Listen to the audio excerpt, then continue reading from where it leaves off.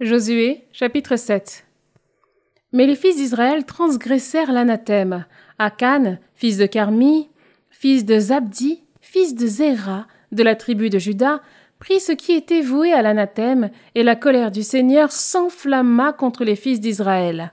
Depuis Jéricho, Josué envoya des hommes à la ville de Haï, près de Beth-Aven, à l'est de Béthel, et il leur dit « Montez espionner le pays. » Ces hommes montèrent espionner Haï.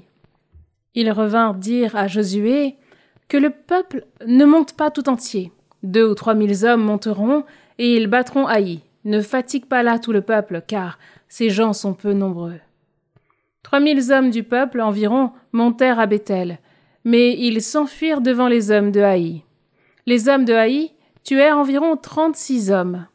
Ils poursuivirent les autres au-delà de la porte de la ville jusqu'à Shebarim et les battirent dans la descente. Alors, le peuple perdit courage et son cœur fondit. Josué déchira ses vêtements. Devant l'arche du Seigneur, il tomba face contre terre. Lui et les anciens d'Israël y restèrent jusqu'au soir. Ils répandirent de la poussière sur leurs têtes. Alors Josué dit : « Ah, Seigneur Dieu, pourquoi as-tu forcé ce peuple à passer le Jourdain ? Est-ce pour nous livrer aux mains des Amorites et nous faire périr ? Si seulement nous avions décidé de rester en deçà du Jourdain. Je t'en prie, Seigneur, que puis-je dire, maintenant qu'Israël a battu en retraite devant ses ennemis ? Les Cananéens et tous les habitants du pays l'apprendront, ils se tourneront contre nous pour retrancher notre nom de la terre. Que pourras-tu faire alors pour ton grand nom ? Le Seigneur dit à Josué : Relève-toi, pourquoi rester effondré ? Israël a péché, ils ont transgressé l'alliance que je leur avais prescrite, et même ils ont pris ce qui était voué à l'anathème, ils l'ont volé, dissimulé et mis dans leurs affaires. Les fils d'Israël ne pourront pas faire face à leurs ennemis, ils battront en retraite. À présent, ils sont devenus anathèmes. Je cesserai d'être avec vous si vous n'éliminez pas du milieu de vous celui qui est devenu anathème. Lève-toi, sanctifie le peuple. Tu diras : sanctifiez-vous pour demain, car ainsi parle le Seigneur, Dieu d'Israël. Un anathème est au milieu de toi.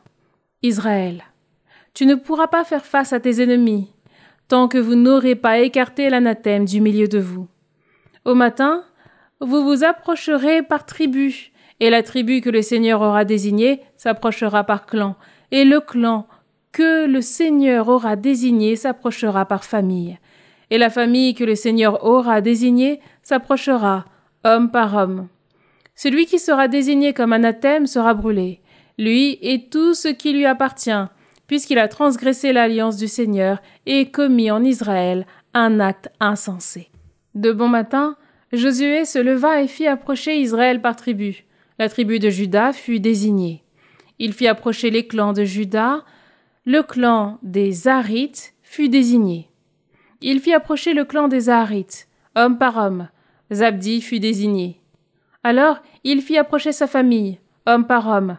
Akan, fils de Carmi, fils de Zabdi, fils de Zéra, de la tribu de Juda, fut désigné.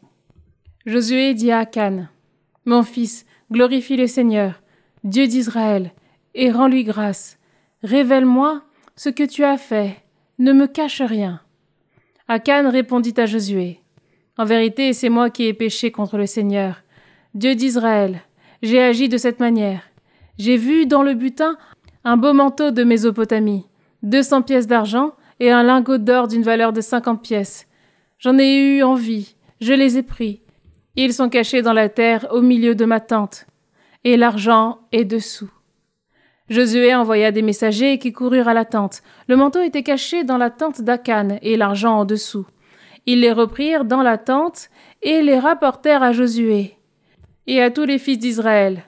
On le déposa devant le Seigneur. Josué saisit Akan, fils de Zéra, avec l'argent, le manteau et le lingot d'or, ainsi que ses fils et ses filles, son bœuf, son âne, son petit bétail, sa tente et tout ce qui lui appartenait. Tout Israël accompagnait Josué. On les fit monter au val d'Acor. Josué dit : Pourquoi as-tu semé chez nous la confusion ? Que le Seigneur te confonde aujourd'hui. Tout Israël le lapida. On les brûla. On leur jeta des pierres. Ils élevèrent sur lui un grand tas de pierres. Alors le Seigneur revint sur son ardente colère. Voilà pourquoi on a appelé ce lieu du nom de Val d'Achor, c'est-à-dire Val de confusion. Il l'a porté jusqu'à ce jour.